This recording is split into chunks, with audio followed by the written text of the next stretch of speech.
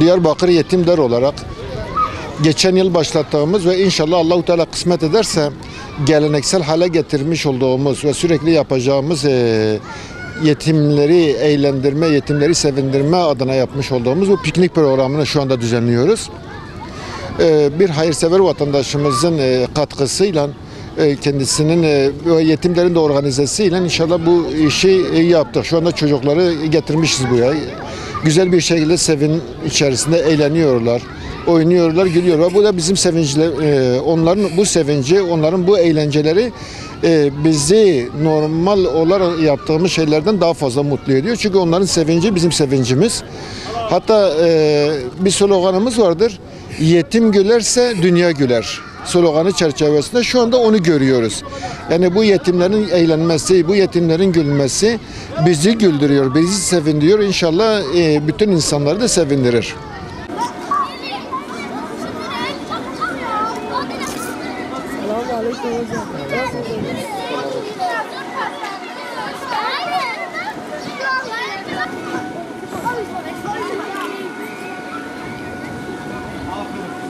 Şimdi biz şu anda 250-300 arasında yetim çocuk getirebildik.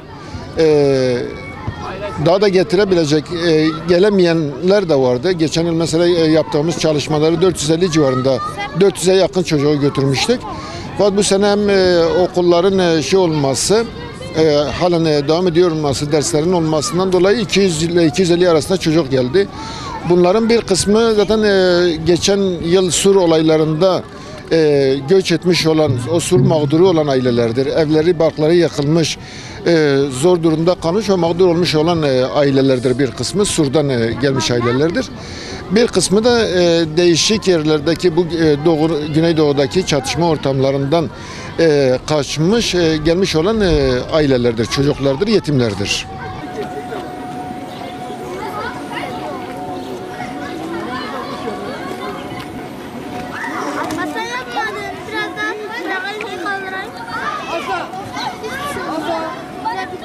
Geçen yıl Mayıs ayında yapmış olduğumuz yine piknik çalışmasında, piknik etkinliğinde çocukları götürdük. Oradaki bir anı, yani beni çok duygulandıran bir anı.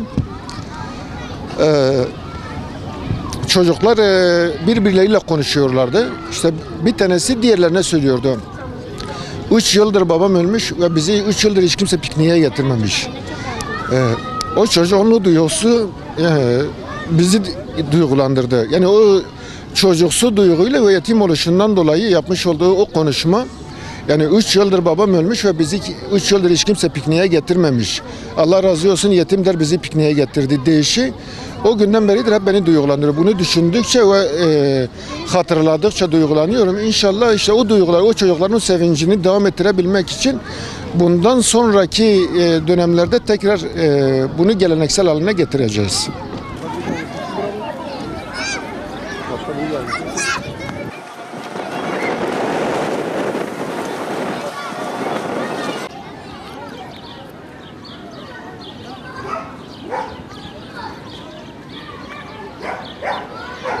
İki tane çocuğum var.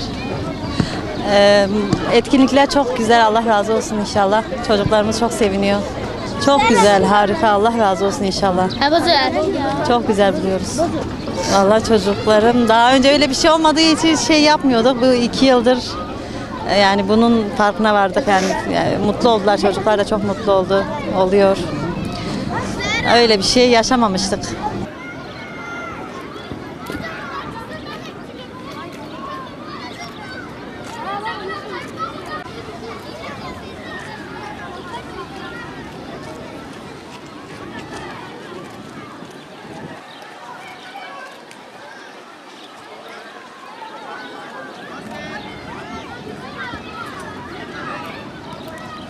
Şimdi burada çok sevinçliyim. Yetim Derneği her gün görmediğim bir şeydi. Babam ölünce ben Yetim Derneği'de çok mutlu oldum, çok sevinçliyim. Herkes burada yardım ediyor bize, burada duygulandım. Annem bizi babamızın öldükten sonra herkesin mutluluğu için bizim bu Yetim Derneği getirdiği için çok teşekkür ederim. Bu Yetim Derneği herkesin bildiği yetimler için değil, bir sürü yetim çocuklar kalmışsa onun içindir. Çok güzel bir etkinlikti. İlk kez öyle zıp zıplarda oynuyorum. Çok güzeldi. Hatta bu etkinlik tek değildi. Bize et yardımında bulundular, okul yardımında bulundular, çanta, kalemlik. Kalemlerimizi onlar verdiler.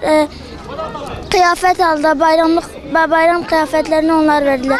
Buraya gelişimizin ikinci kez geliyoruz buraya ve inşallah geleneksel olur inşallah. Allah yetimlerden razı olsun.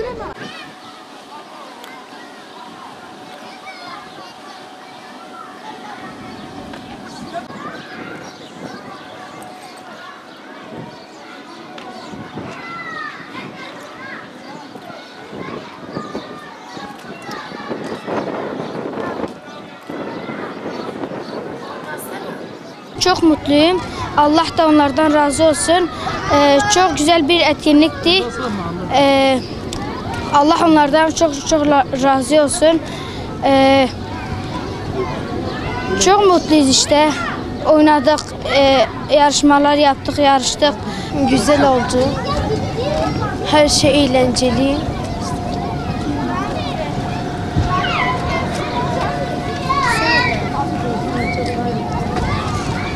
Ve burası çok güzel. Bu yetimler bu etkinliği yaptığı için çok teşekkür ediyoruz ve kimse şu ana kadar bize yardım etmedi ve Yetim Derneği uzattı bize. Bundan dolayı ondan çok teşekkür ediyoruz.